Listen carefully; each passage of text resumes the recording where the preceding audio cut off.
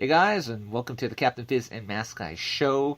Tonight, I don't know, maybe we'll talk about some Star Wars rumors and e-fedding, and Captain Fizz, of course, is going to tell you some silly story about a little girl's birthday party, apparently.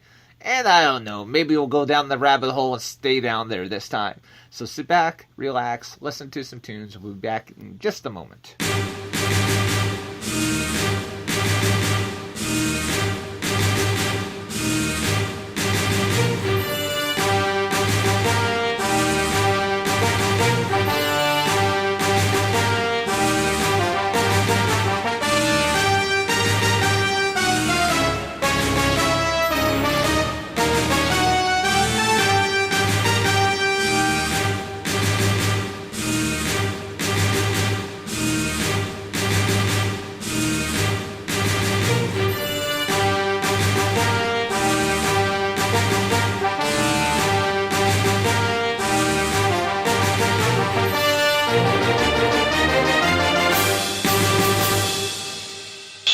Hey guys, welcome back to the Captain Fizz and Mask Guy show. I am Captain Fizz. And greetings once again from the 7th Moon of Thunder, and it's not that easy to say. I am Mask Guy.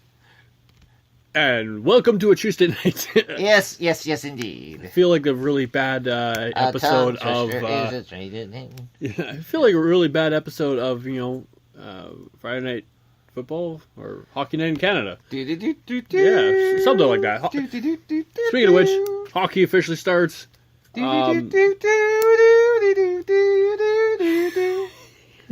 Yes, we are playing the hockey theme song by humming, which is horrible, and I ask you not to do that again because I don't know. Never! I shall continue. So anyways, I'm excited for tomorrow because tomorrow is Winnipeg versus Toronto, which is the greatest rivalry ever. Okay, wait a minute. It's not even Winnipeg's greatest rivalry. It's not even in the top 5. I don't care. It's my favorite rivalry. That's just because you like Toronto, you weird, I like Toronto. I'm person, from Winnipeg. It's like a battle of my top 5. All right. With you Toronto. have no idea what you're even talking about. I honestly have no idea. Yeah, you've given up, and just are going to babble on. Congratulations. Welcome to the dark side. Yeah, I actually uttered that multiple times today. And for the last couple of days, I've uttered welcome to the dark side anytime. Welcome to the jungle. We got fun games. So anyways, I guess we'll do my little early show ramblings as if I haven't started already. Yeah. Please continue. I have stuff to do. I have social media to go off and to do. And Amy, yes, Calgary does have a pro hockey team. They have women. They have a team? They do, and actually, it sounds like Jaromir Jagr has actually signed with the Calgary Flames. Say it's not so. It is, unfortunately, so. Oh, poor Calgary. Not only do they not have a hockey team, they've got Jagr too. The dude's like in his 40s and still able to put 40 points a season. Yeah, for his age, that's impressive. But unfortunately, I shouldn't disrespect the Jagr, but I'm going to anyways. I did call him a hockey whore today because the dude continuously signs 1-year contracts. He's like with a different team each year. So yeah, he's a hockey whore. But this is a good thing. It's in a good way. I don't know how you can say that, but all right. Enlighten us, sir. Well, it just shows how good he is, right? Like, he knows his limits. He knows that, okay, he doesn't want to... I'm only going to stay with the team long enough, so that when I leave, people will miss me. Not so long that when people realize, hey, he's not as good as he used to be. He doesn't want to sign a long-term contract just in case he gets injured, and then the team is on the hook. So, in a way, he's being the good guy. In all this. Keep telling yourself this, funny boy. So anyways, I have to point out with everything going on in the world that how do I put this? I had it in my head, and just every time I go to talk, my brain just doesn't want to process what I want to say. I think everybody has that issue, but the greatest medicine in the world is laughter. And it's amazing how just even the tiniest little laughter, it could be like a little chuckle, can really boost your mood and enhance how you feel. This past weekend, our niece had her birthday party, which I was suckered into. If someone gives you the puppy dog eyes, run away. Do not look them in the eyes. Do not pass go. Run away. There is no winning that. There never is a way to win that, especially when it comes to little girls. So I got roped into this birthday party with, I think, 14, 15 girls there who were screaming. I at some point, went deaf. First off, I just have got to admire the cojones that Bubbles and Eagle had to even allow 15, teen girls into their house. It was chaotic. It was like the circus came to town and fell over. But I spent almost the entire time, I think, doing multiple voices. I did Igor at some point. I popped balloons with my boobs. I don't even want to know how that's possible. As Eagle. No, I don't want to know. And then I put them in the back of my sweater and walked around talking like Igor and acting like Igor. So it was entertaining, but it's amazing. Like, the more everybody else laughed, the more I smiled. And I think that's kind of the takeaway from all this is if you take the effort and you make somebody else smile and you make someone else laugh, it goes a long way to your own personal happiness. And I think that's what most people seem to forget. They think trying to make someone laugh or smile is too much effort or too much work. And it is. For some people. It's a ton of work. It is a ton of work, depending on who it is. Yeah.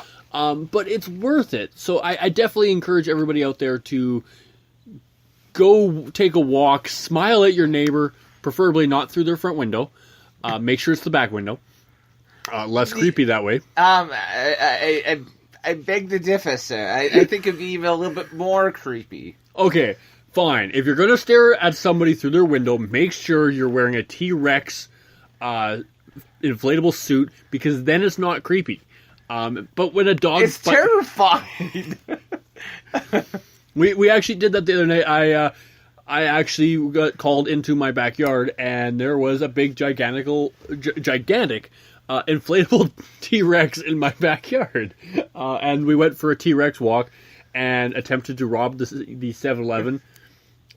Basically said if he didn't give us, what we wanted, we would stick the dinosaur at him, and the dinosaur would eat him, and he laughed at us. So our T-Rex is not very frightening. Oh, does this have anything to do with a certain other T-Rex that you and I know? Yes. Well, not per se. We did go and harass Conrad the T-Rex. Okay, but it was not Conrad the T-Rex. We walked up to Conrad's window and peered through it. That explains Conrad's tweets earlier this week. I think. I was like, okay, I was trying to figure out, okay, Conrad, what are you talking about? And, yeah. I'm going to have to go look back and find Conrad's Twitter and actually check this out for myself. Because we could be Twitter famous and not even know it. All right. So, ladies and gentlemen, I must tell you this. Tonight's episode is being brought to you in part by Red Bull. I can't even say it. Red Bull. The Blue Edition. Energy drink. Blueberry flavor.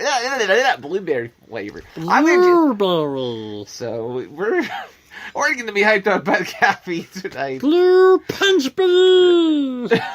Someone came into my office today with a bunch of Red Bull, and my boss told me to take some of it home, even though he had told me when he first saw it, you probably shouldn't drink any of that. Because he knows how high-strung I usually am. I have a legitimate problem with this blueberry energy drink. It tastes like purple. It tastes like purple. Okay, I gotta check this out now. Okay. So, basically what this is there are special edition Red Bull cans out there. There's blue, red, you're right, green, it does taste like purple. Or yellow. There's different multiple colors out there. And why does it taste like purple? The fact that purple actually doesn't have a taste is kind of even more entertaining. But we're tasting colors now. We're tasting colors. We've gone past the energy drinks, and I think we found the crack. I apologize for not apologizing. I don't know. We were supposed to go off and talk about Star Wars rumors. And if you guys are wondering why, we named the show what we did, it's because there was actually a bunch of Star Wars rumors that I could look up on Google. They had a bunch of articles, and when I went to grab them so I could go up and write them down, they were gone. So I said, damn it, Google, stop teasing me. And we decided to name it that. See, 90% of our show names come up with some random thing we come up in the studio beforehand. At the very last minute, it was like, when should we name it? And so weird stuff comes out. Oh, yeah. Which is usually why we go see doctors, but that's a whole different story and a whole different show. Maybe you do. I've decided I don't want help. That's a very valid point. So there's apparently Star Wars rumors out there that none of us know about. Okay, so I won't go too deep, but one thing I read is that Luke Skywalker is going to end up being the true villain, and that Snoke, who a lot of people consider to be underwhelming in the last movie, is kind of like a figurehead. It's kind of like the the Wizard of Oz, don't look behind, the curtain. Pay no attention to the man behind the curtain. Yes, and I don't know. It seems like an interesting theory. I mean, that's almost as whacked out as the idea that Princess Leia was actually Snoke. Okay, have you heard that rumor? I have not. Okay, I don't know the full rumor about this, but this rumor has been floating around for almost a year now that Princess Leia in some way was Snoke, and that's why she wanted, her son to go off and kill Han Solo because she was mad at him or something. And okay, so the greatest part I found about Star Wars is not the Star Wars itself. It's the absolute nut jobs who come up with the Star Wars theories. Okay, they're not all nut jobs. There's a couple of them out there that are absolute nut jobs. I really like the nut job aspect of it because they are the most entertaining. They come up with things I would never ever once think of. It's so weird. And someone actually said Yoda was Snoke. If anyone from the past movies at all were to be Snoke, the one that to me would make the most sense would be Mace Windu. I do have a different theory that we've been passed on in our in our chat here, and we're. That's because Amy's bored, and so she's been messaging us 1,000 times. Not quite 1,000 times. We're at 444.5, give or take. So Snoke's dad should be Pennywise. So if we're gonna throw crackpot theories out there, that is going to be the biggest crackpot theory we could possibly think of. I can see I can see kind of a crossover between the Terry Pratchett novels, the Discworld, and the world, that it is in.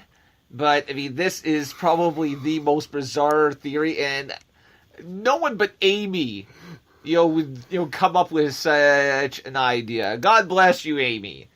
And I mean that in the most sincere way. With all the crackpot theories out there, this honestly would be the most crackpot theory ever. This would be the best thing that they could ever possibly have.